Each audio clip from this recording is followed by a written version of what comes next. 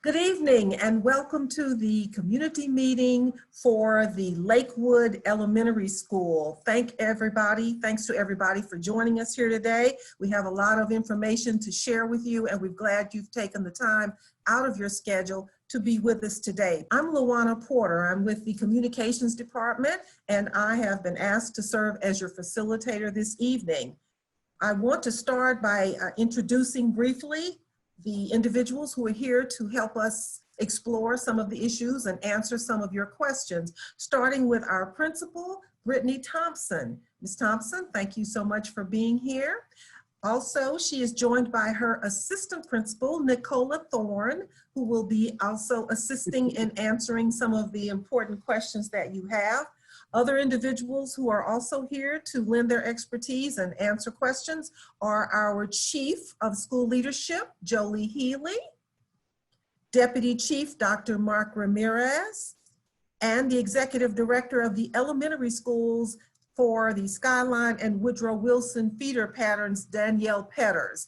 All of them will be at your disposal. I want to let the audience know that you can submit questions to us at any time by putting your questions in the Q&A box at the bottom of the Zoom window. And we will take as many of those questions as possible following the presentation.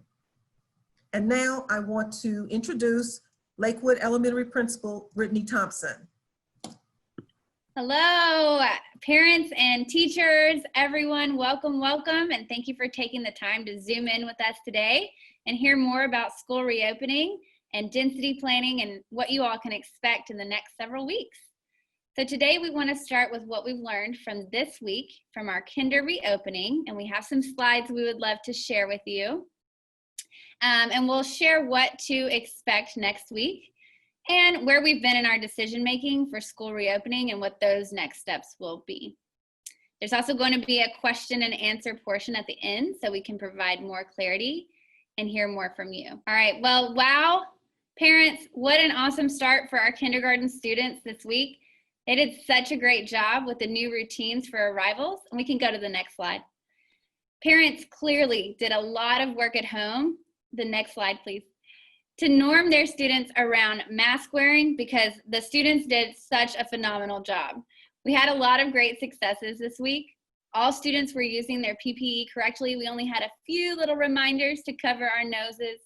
We also saw strong examples of high quality instruction with a very smooth transition from virtual to in-person instruction and lots of high level questions and critical thinking in many of the classes we walked this week. Students were really picking up on their 6 feet spacing protocols quickly, and many students came in like pros at using their technology. So parents, thank you all for what you're doing at home to ensure the success for all of our stallions. We also used this week to learn and improve. So as a campus, we're committed to a continuous improvement of our practices. And this week we're working to ensure an updated vehicular circulation route for our hybrid AM dismissal and our hybrid PM arrival times. And we're working diligent with the city. I have to thank you, Mr. Prestridge, for all of your help with that. And we will have that updated official map and signage out in the front beginning next week. And this week with Kinder, we also had the opportunity for our parents to park in the front and walk with their students to the entrance with our reduced numbers. But we're going to learn, and next week, in order for our Carline to run smoothly, we're going to ask that you help our team out by ensuring your students are ready to go and dropped off at the Carline instead of parking and walking the students in. In addition, we learned a lot about tightening up our dismissal system. So this year we're using a new app-based program called Pick My Kid.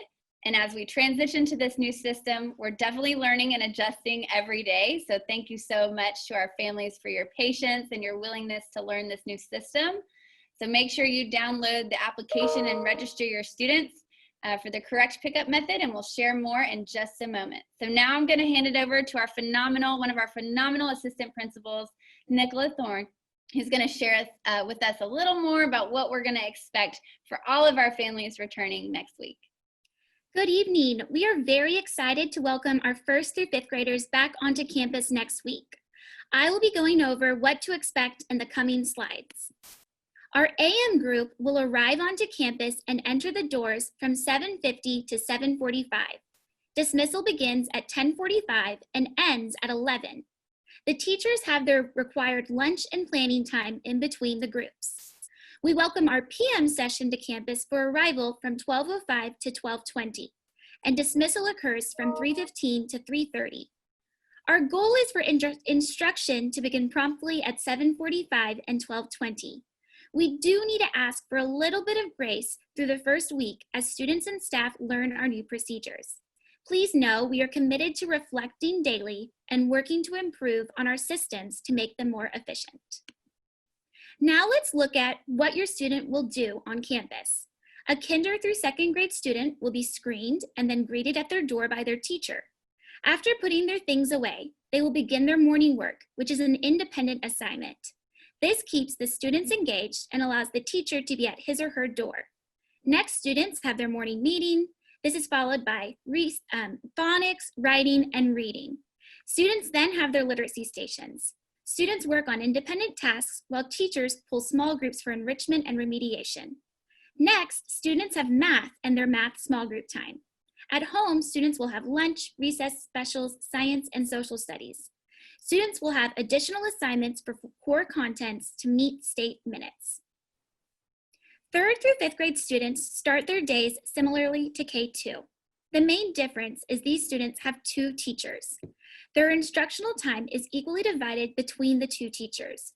Susie might start with teacher 1 for reading and writing, then go to teacher 2 for math and science. The teacher is the one that moves between the classrooms. The kids stay in their room. Third through fifth grade students have lunch, recess, specials, social studies, and additional assignments for core contents to meet state standards when they return home. Arrival is going to look a little different on campus this year. Students are going to enter at a designated grade level door. Kinder and breakfast students will enter the front doors. Second and third grade students will walk around the building and enter the doors by the sport court. Fourth, fifth, and TC students will enter the doors by the library. First grade will walk around the library and enter the doors by the little playground. Students will have their temperatures taken and provided sanitizer. Students will then walk to their classrooms socially distanced. Classroom teachers will greet the kids at the door and provide them sanitizer. Students will place their personal items in their own spots and then begin their morning work. Carline is going to look a little different too. As we work through the kinks of the first week of Carline, we need each grade level to please help us out and be flexible as we change the systems as we live them. Please help us by not parking anywhere that is not indicated in green on the map being shown. Having stallions ready to go with shoes, backpacks, and masks will also help. Please have car seats nearest to the sidewalk of exit. If your child cannot buckle themselves, we recommend you practice this at home and are a walker for now. As there are various entrances this year, we know it may be more convenient and enticing to park and exit at a spot close to your area. But for everyone's safety and for the sake of Carline moving smoothly, please use our Carline to drop off your stallion. Meals. We will have optional breakfast from 7:30 to 7:45. If students need breakfast, the student should tell the person at the front doors when they arrive, and they can go to the cafeteria. The AM session will have an optional to-go lunch. When students leave from 10:45 to 11, they may go to one of our kiosk stations to pick up a lunch. Please make sure your stallion knows if they need to do this. The PM session will also have an optional lunch. They can arrive early to school to eat lunch in the cafeteria. This will be from 11:45 to 12:05. They will enter from the front doors and tell the person there that's what they're here for. Next, with students only attending school for 3 hours, we will not have whole classroom bathroom breaks at this time. Kinder students will use the bathrooms in their classrooms.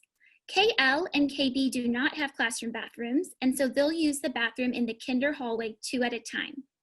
First through fifth grade students will also use their designated bathroom 2 at a time. Students are going to complete a mixture of paper and virtual assignments whilst on campus. Supplies will not be shared by students. In-person learners will leave their textbooks on campus, and if you're a virtual learner and still need textbooks, please drive by the school from 12:30 to 1:30 tomorrow. I spoke briefly earlier about state-required minutes and additional assignments. We have worked hard to ensure students meet the state-required number of instructional minutes per content. Students will have some work outside of school, though, to meet these minutes.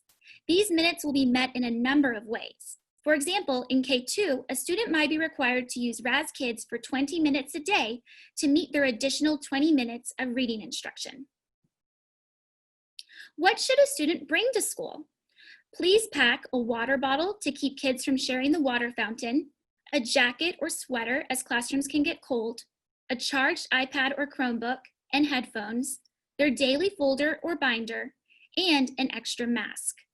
We also ask that 3-5 students should have their planners. Now, this is what I'm really excited about, Pick My Kid. We're really excited to transition to our new dismissal system. It is app-based and it's going to be amazing. I really think so. If you have not registered for this yet, please do so and check out the information on the weekly parent news and teacher newsletter. For dismissal, all of our students are going to be released directly from their classrooms and monitored all the way to the exits. If they are walkers, they're going to exit the back of the building by the playground area, and our car riders are exiting from the front of the building. We will also have staff supporting our bus riders to the bus stop. For our parents who are walkers, simply click Announce when you reach your grade level designated spot in the map above. For our Carline, when parents drive up, they simply click Announce when they turn left on Lake Circle. This will ping the teacher to release the student to exit and then walk to their car. There are a few things that we need help with regarding Carline. First, car tags. These are needed to keep Carline going quickly. We will be distributing papers on Monday, but for now, please use a large piece of paper to write your student's name, siblings, and your Pick My Kid number. There is an example right here on the slide. Second, I want to review the ABCs of Carline. A, always use the Pick My Kid app. You must announce your arrival for pickup. We are unable to have your child out and ready at the front of the school when you pull up if they are not announced in the app. B, buckle up by yourself. In order to keep the car line moving, we will not allow parents to step out of their vehicle to buckle their child. If students are unable to buckle independently, please consider changing your dismissal plan to walker. If you need to, please pull your car all the way up the street and out of the way of car line before assisting a student. C, car tags out and visible. Please have the large yellow paper out and visible so teachers helping students can easily see the name of where the child goes.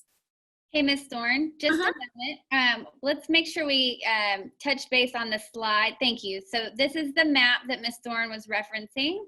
And so I just wanted to make sure the parents got a visual of our exit locations for our walkers and for our carpool. Yes, and let me just review one more time. The walkers will be picked up in the back of the school, and these colored dots represent different grade levels and who's getting picked up where.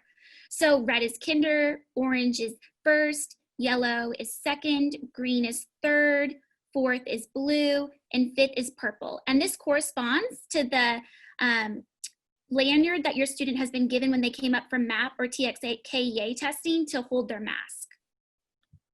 Awesome. And we can go to the next slide for parents so they can see those ABCs of carpool that you referenced in the car tag example. Thank you. Finally, I'd like to share our new car line assignments. At Lakewood, we have 2 lanes, a red lane and a blue lane. The red lane is the farthest one away from the building and requires students to cross the crosswalk to get there. This lane will be for 2nd through 5th grade. The blue lane is the one closest to the school and on the right side as you pull up Hillbrook. This will be for kinder, first, and any siblings of kindergarten and 1st grade. So just to review, the left side, farther away from the school, is the red lane, and the right side, right up next to the school, is the blue lane. I'm now going to pass the torch over to Chief of School Leadership, Jolie Healy, who is going to speak about what we've done so far and what our next steps are. All right, so saying that, parents, thank you for being here tonight. You've got a million things to do, and we know you have a lot of questions. We will strive to communicate better. That is certainly a goal of ours, and we're going to try multiple formats because this information is important, and you're important to us as well. So with that in mind, I'm sure everybody has the question, why Lakewood? Why are we the only elementary school in the district that is not currently at school 5 days a week, full days starting next week? And really, Lakewood is unique in several ways. One is that Lakewood is using all of the optimal building space available. So the majority of our other schools have unused space. They either have portables or extra classrooms so that they can ensure distancing. And at Lakewood, the space really matches the enrollment.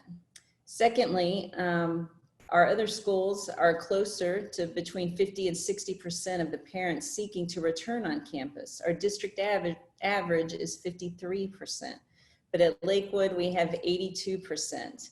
And so this means that we need to use every part of the building. And during an orange COVID zone, our ideal capacity at first review is 60%. But what that is that's an alert. It says 60% is ideal in orange because we know there needs to be extra space for social distancing. So now let's go classroom by classroom and look at our space and see how many seats do we have and how many students can we safely accommodate throughout the building. And so we conducted that, and it looked like that we were anywhere from 100 to 200 seats short. And then we thought about the different movement that students need during the day, whether it's going to specials or lunch and the restroom. And so all of the different things that occur during the school day. And that is when we understood that we needed to pause, to utilize the hybrid model, and to see what would be some safe options. During that time, we also started planning with others and developed some priorities. And so we wanted to share our priorities for decision making. And so our first and foremost, is the safety of our students, our teachers, and our staff. So we want to ensure that any plan we put forth is safe and that we all agree we're following the CDC guidelines. The second priority we have is that we want full 5 days of learning for all students. So the hybrid was not a long-term solution. We know that. We know that we have to be creative problem solvers, and we're absolutely committed to offering full day on-campus learning and full day distance learning for students. We also have a commitment to create the least amount of disruptive change. So as much as we can work within the existing space, that is the first goal. Next, we absolutely want to consider voice and choice and ensure that we have stakeholder input. And then finally, whatever plan that we create together, it needs to allow us to be nimble and to adjust to any future challenges. So with these priorities in mind, and with our initial space walk, which yielded numbers from 12 to 16 students per class. So the smaller classrooms, we felt like we could safely accommodate 12 students, some 14, some 16. And these space accommodations were after moving extra furniture out of the room and figuring out what the safest configurations were.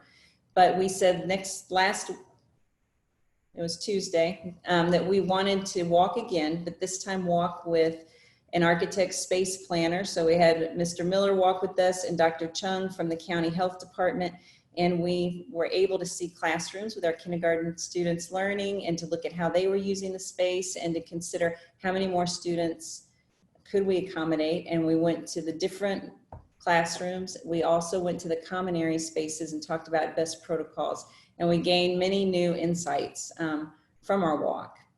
And so we learned that in most of the classrooms, we can actually accommodate 2 more students. So classrooms we thought could hold a capacity of 12, could actually hold 14, and adding 2, we were at 16 and 18. So we are still waiting for our final report from the architect where we can review it one more time, but it does look like that we can get very close to the 82% as far as space.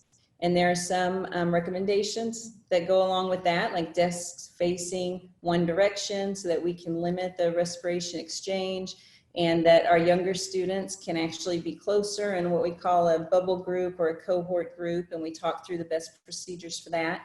And the whole conversation, though, repeatedly, it was emphasized that masks are critical and that 6 feet of social distancing is recommended throughout the building. Those are the two most important safety measures. And so that also meant for us that travel, the least amount of travel would also be the best. We did go into the lunchroom, and there are concerns about lunch in general, because it's a high-risk activity, because we take our masks off in a large space, and when the space is loud, we tend to talk louder, and so there are more possibilities to spread germs and to not maximize safety. And so one solution we talked about was we could eat in our classrooms, and many of our teachers would be willing to do that.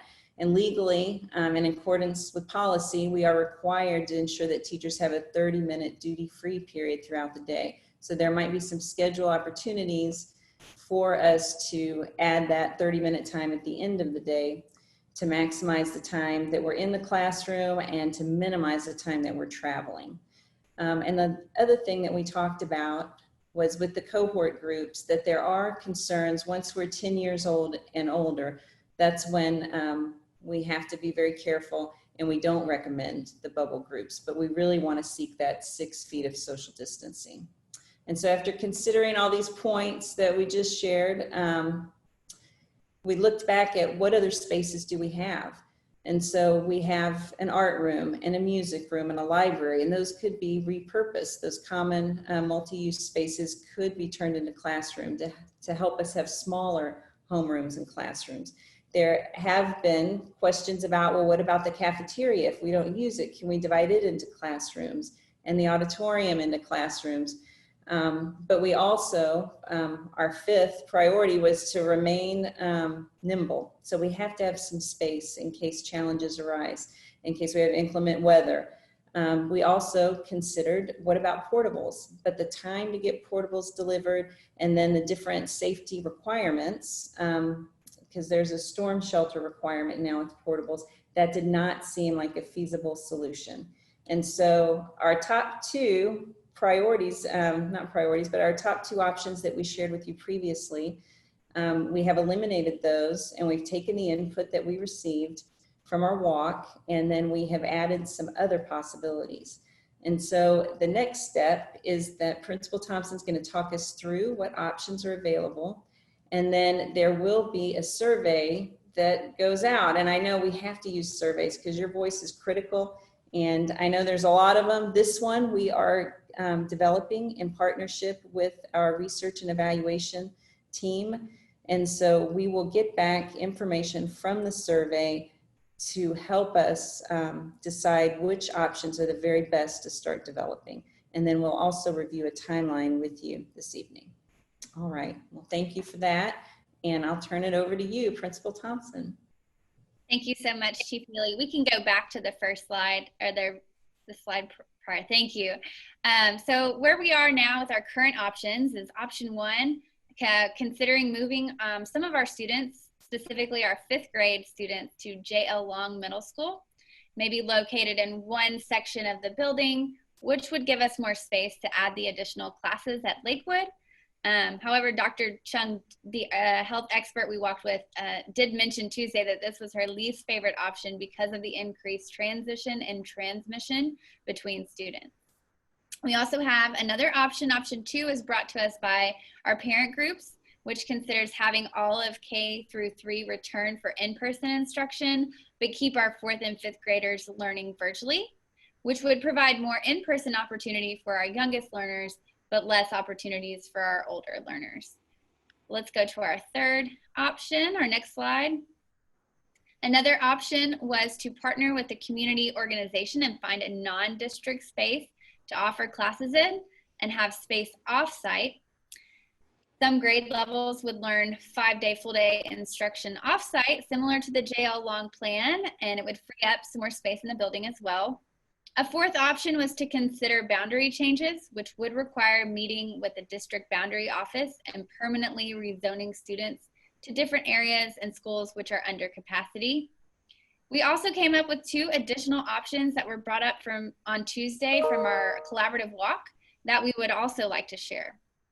So as Chief Healy mentioned earlier, when planning to have students back full day for 5 days, we also have to consider at that same time, we have to offer our teachers a 30-minute duty-free lunch period for each of our teachers. And we need to create, and we have 10 sections for many grade levels, and may need to create more with additional classes and flex space, which does create 10 extra needed staff members to rotate into those classrooms to cover lunches from around 10:45 to 1:30. So that's a pretty large group of people we need coming in and out of the classes, and it couldn't be volunteers, so we really need to think about who could do that and how to plan around that if we don't use the cafeteria. And one of the other challenges we needed to consider is specials and having repurposed those rooms and pushing those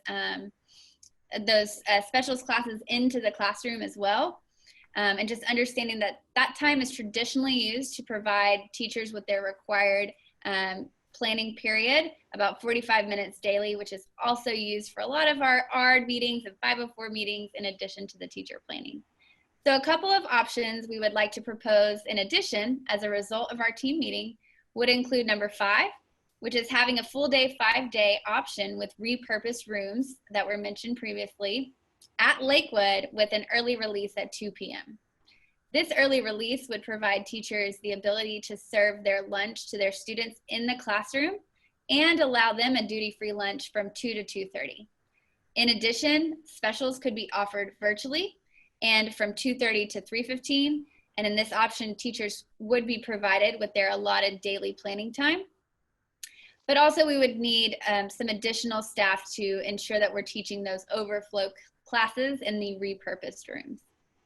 A final option, option 6, would include a 5-day full day at Lakewood until 2:45. So instead of an early release at 2, this would be at 2:45.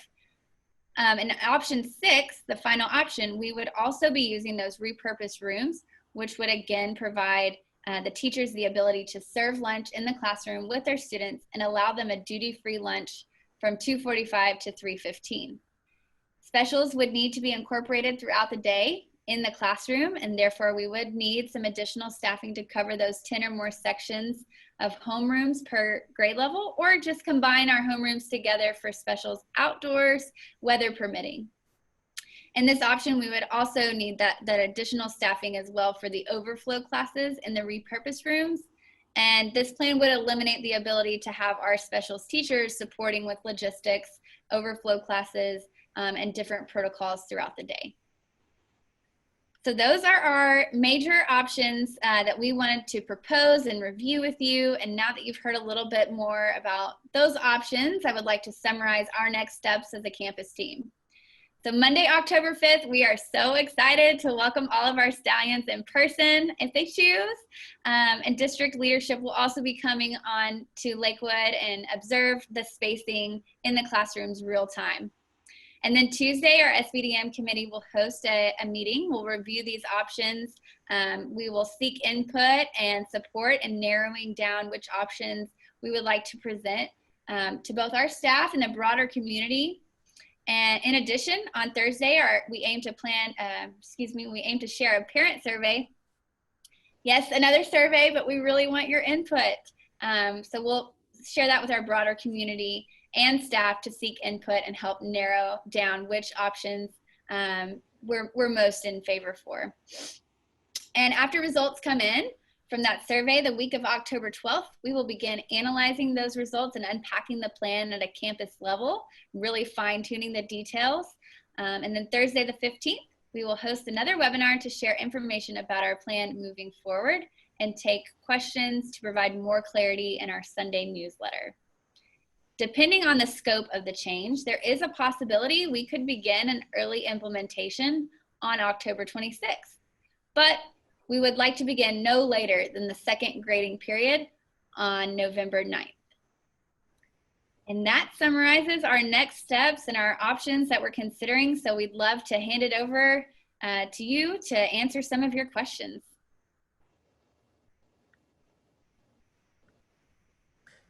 Thank you very much, Ms. Thompson. Lots of information has been shared, and I have to tell you, there are lots of questions. I'll just start in the middle. Someone is asking, can you talk about how the program will work for virtual students? Will they Zoom into the classroom where there are in-person students at the same time?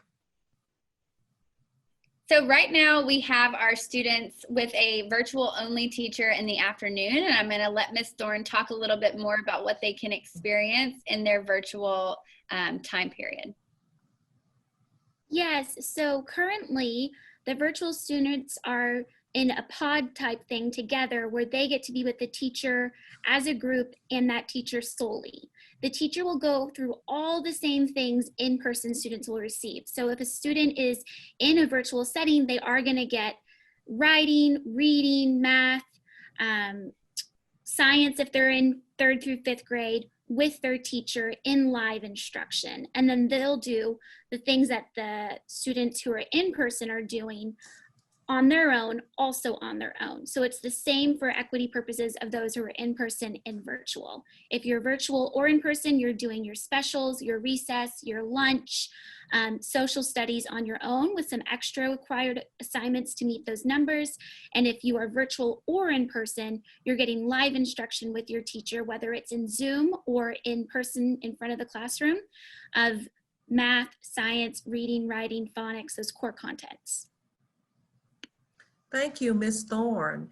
Here's another question. What are the parameters and key numbers we need to hit in order to have the classroom capacity raised to our current level of students that want face-to-face?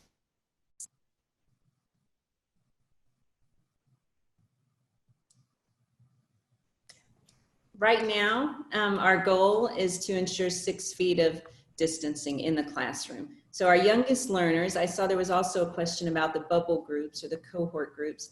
Our youngest students can be grouped 4 or 5 together, and that group stays together all day long. So they're together in the classroom, they travel in the hallway together, they would have other activities together, but all of those groups would need to be 6 feet apart. And so in the classroom, we could fit 4 groups of 4 or 5, 6 feet apart. But again, we're going to wait for the drawings and the information from the architect to confirm that for us. I did hear you say something about rezoning or redrawing boundary lines, and we've got several questions about that. When will the district look at rezoning, and are they considering redrawing boundary lines? With the survey we're working on with research and evaluation, that will be one of the choices on the survey. And so we encourage input. So that if that is something that the parent community seeks for us to investigate, we are open to doing that. And we'll look at that information. We also had several questions about students walking home, and one, for example, in fact, I'll try to group those. One question was, can older siblings pick up a kinder and so they can walk home together? Will the back gates be open in the morning for walkers in grades that enter the back of the building? And are parents not able to walk students to their entry point at arrival? Those are great questions. So yes, a sibling can walk their younger student home. There is a designation on the application for solo walkers or walkers who are not going to be, who are not picked up by a parent. And so the teachers need to have a signed request from the parent. The Pick My Kid system also serves as that.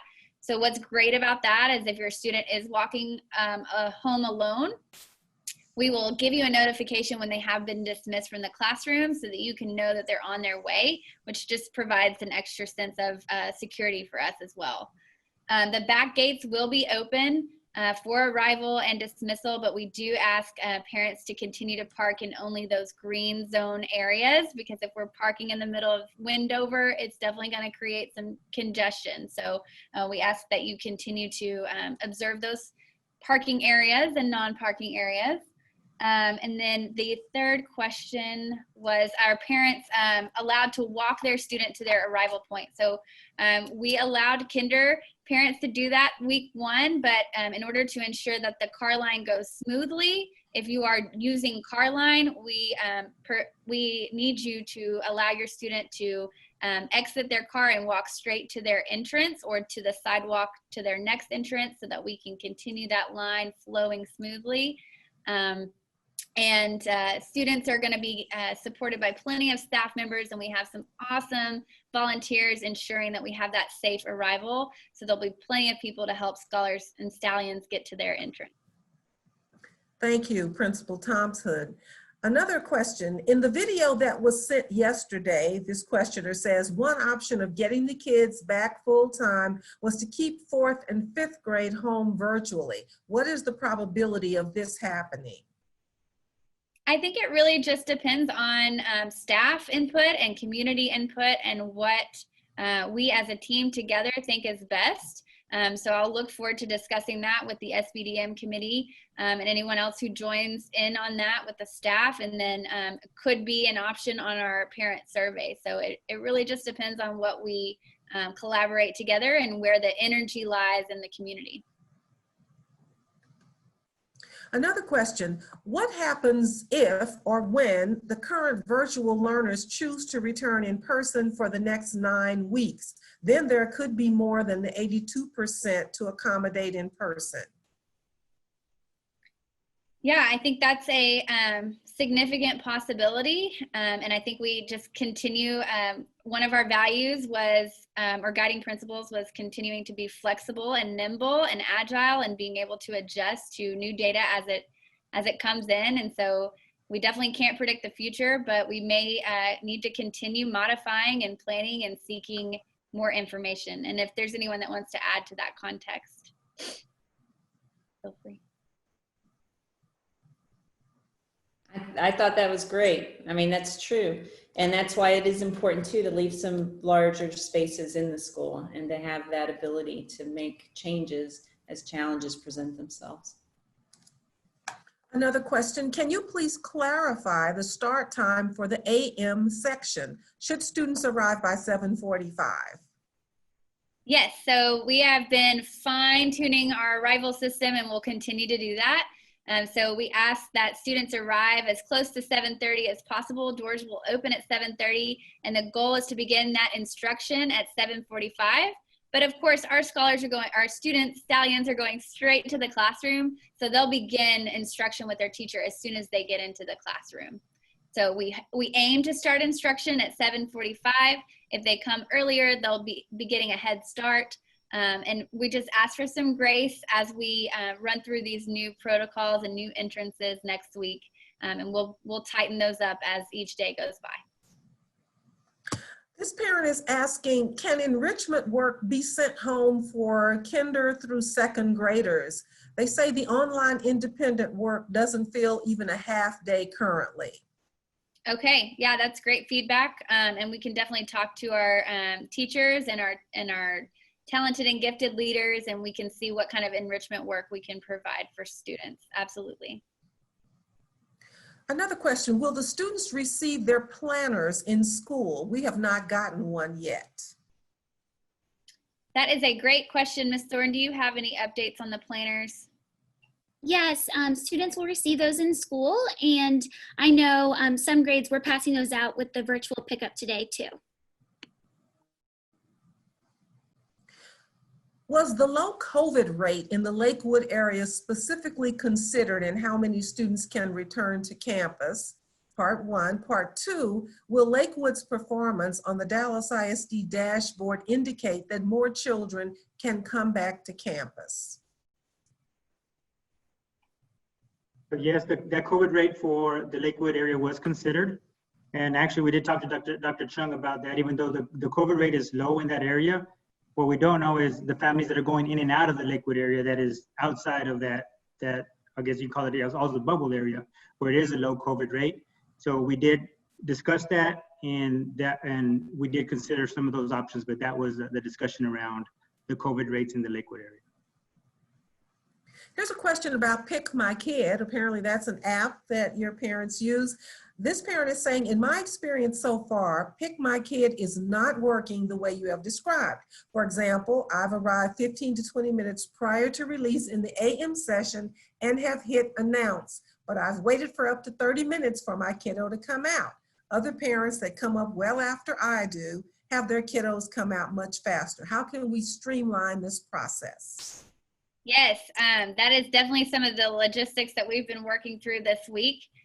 One of the things that we learned this week is that there's a geo fence, which the app is so cool. It lets you announce when you're inside that fence, and our fence was too broad, so you could have been a couple blocks down and announced that you were here, which wasn't serving the purposes for the app. So that is absolutely correct. It's something we're working on with the Pick My Kid program to tighten. And we also have a lot of work to do as a campus, just ensuring that our scholars are in the right order with the app, which does require a lot of logistics. So I promise that we're working through it, we're working on it, and I thank you so much for your grace and your patience as we work through this. Another question, will you notify parents if their child comes into contact with someone who is tested positive for COVID-19 for any amount of time? Or is that notification only done if they were in contact for 15 or more minutes with someone who has a confirmed case? So from my understanding right now, the letter will be sent out to anyone who is in close contact with a student or staff member with a positive case. And of course, for privacy reasons and confidentiality, we wouldn't release the name of the student or staff member, but it is only sent to those in close contact. And if I'm incorrect, somebody can jump in and correct me.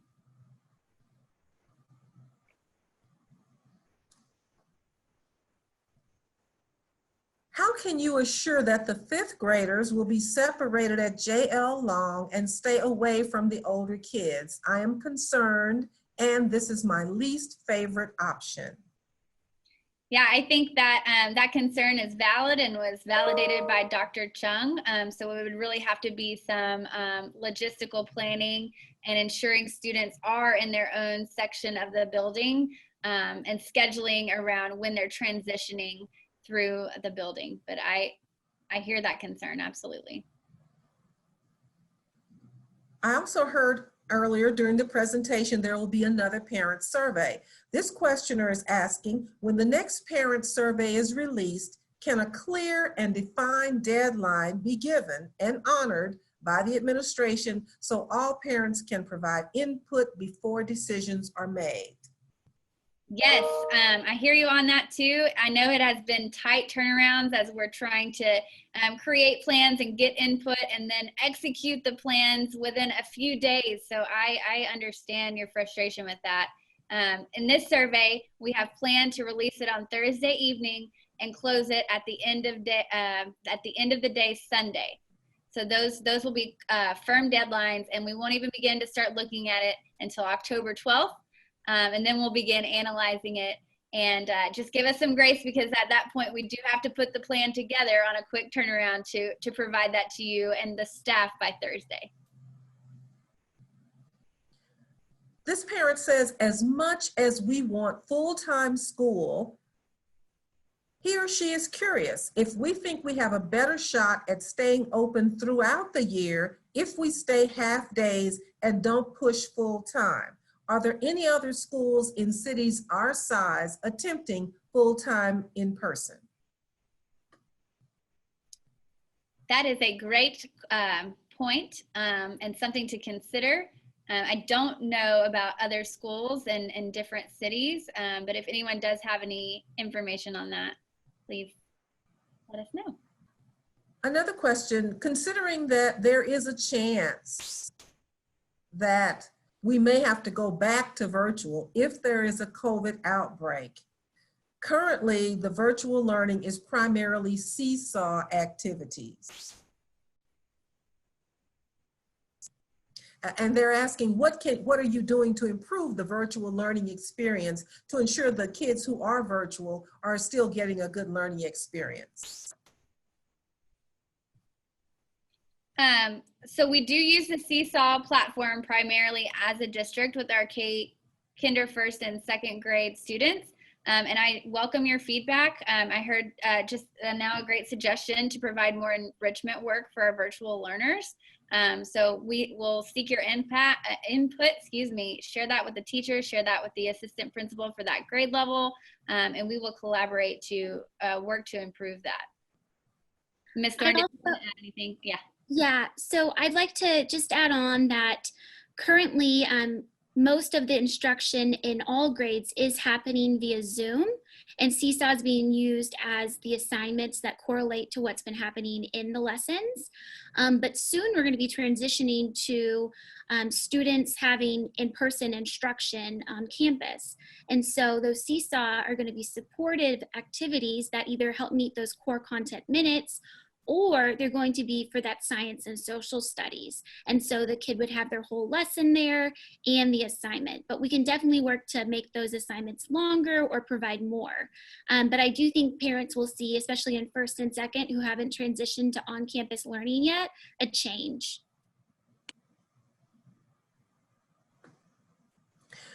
If you choose the 5-day-a-week with early release, will you wait to do this until you have the extra staff necessary? And if so, how do you plan on hiring those employees? I think one thing that we just have to consider is we may not have the allotments for extra staff. And so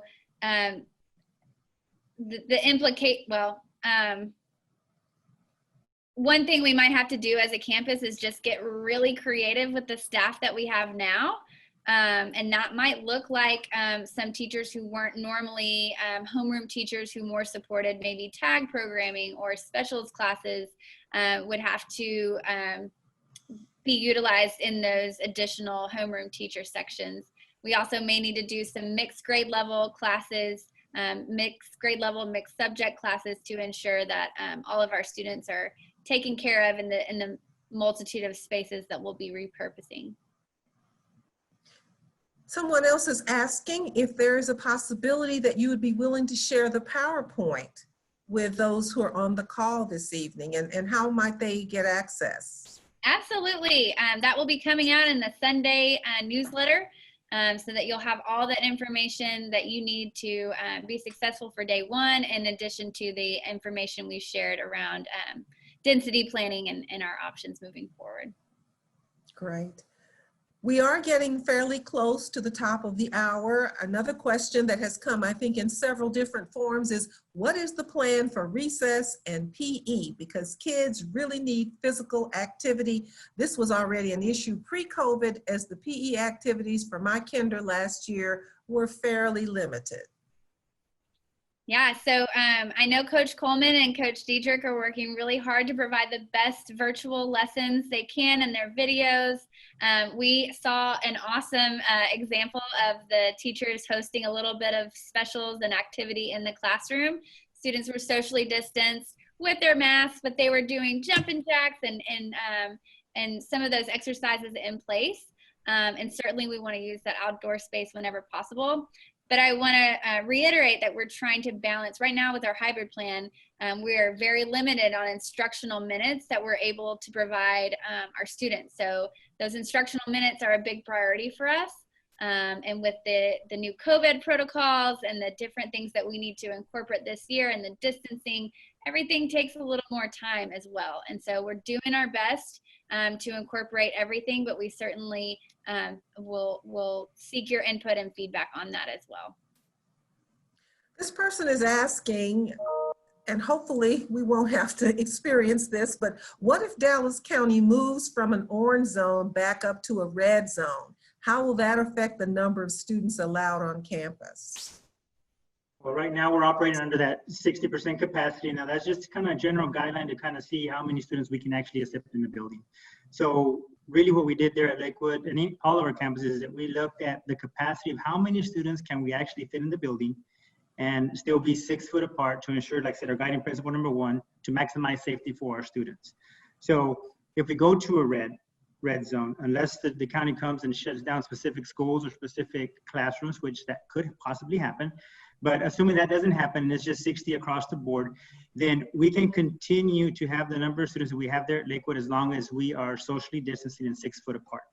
Again, the only way that would change is if we have an outbreak, say specifically at Lakewood, and we do have to kind of shut down the campus, and that may prompt that we need to go back to everyone virtual.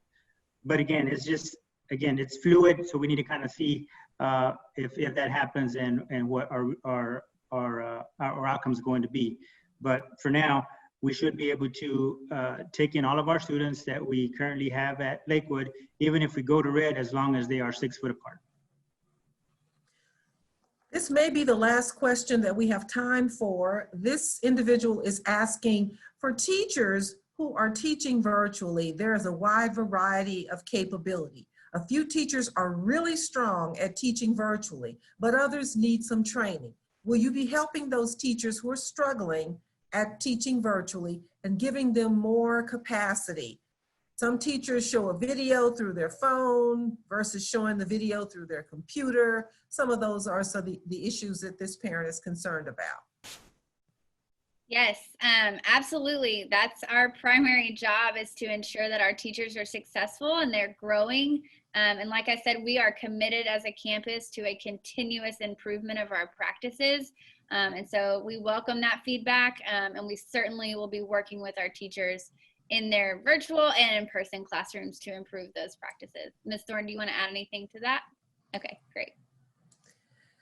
All right, we're probably at a point where we need to wrap up. I know you made some announcements earlier about next steps. This might be a good time to just reiterate that in case people came in late. Absolutely. So our next steps are to meet with Monday, we get to welcome back all of our stallions in person if they so choose. And so we're really preparing and gearing up for that. And then continuously throughout the week, we'll be working on tightening up our systems, Carlines and dismissal with our new hybrid plan. In addition, Tuesday, there will be an SBDM meeting where we'll discuss these options, seek input, and use our community to really narrow down what's feasible and what we want to present to the broader community.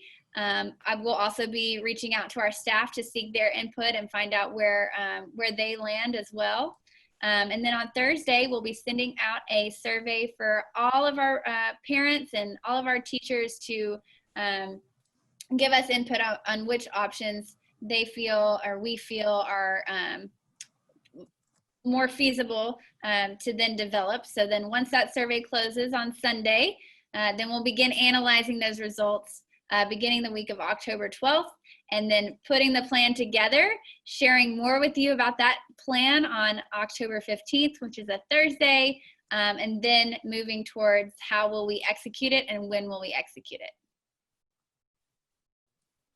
That's all the time we have. Thanks to everybody. Thank you so much, parents, for being here. I see 129 participants. Thank you, Ms. Thompson. Thank you, Ms. Thorne, Deputy Chief Ramirez, Danielle Petters, and of course, Chief of School Leadership, Jolie Healy. Thank you. We look forward to hearing more, and good luck to everybody. Stay safe. Thank you.